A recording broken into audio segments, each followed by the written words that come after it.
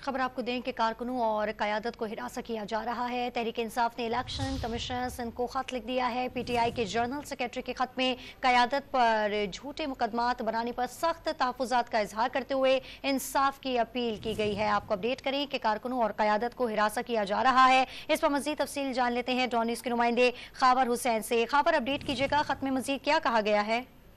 जी, पाकिस्तान तहरीक इंसाफ के सूबाई general secretary advocate Ali पल ने इलेक्शन कमीशन को खत लिखा है। सूबाई इलेक्शन कमीशन को उन्होंने आगाह किया है कि इलेक्शन कमीशन के जो रूल्स हैं उनकी खिलाफ वर्जी की जा रही है। PTI के सिंध के वफ्द ने 23 सितंबर 2023 को सूबाई इलेक्शन कमीशन से मुलाकात करके तहफ़्फ़ुज़ात से आगाह भी किया था और उन्होंने कहा था कि पाकिस्तान तहरीक इंसाफ की जो सबसे बड़ी पार्टी है सिंध की, उसको इंतकामी कार्रवाइयों का निशाना बनाया जा रहा है और हमारी क़यादत और कारकुनों को हरासा किया जा रहा है, झूठे मुकदमात बनाए जा रहे हैं। जबकि पाकिस्तान तहरीक इंसाफ के रहनुमाओं और कारकुनों को बल्दियाती इंतखाबात के दौरान रैलियां निकालने और इंतखाबी मुहिम चलाने की भी इजाजत नहीं दी गई थी।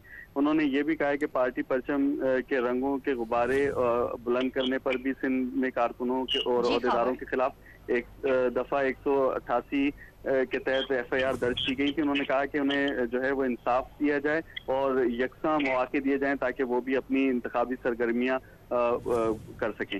जी, खत में झूठे मुकदमात बनाने पर सख्त तहफ़्फ़ुज़ात का इजहार करते हुए इंसाफ की अपील की गई। तफसील बताए थे खाबर हुसैन, आपका बहुत शुक्रिया।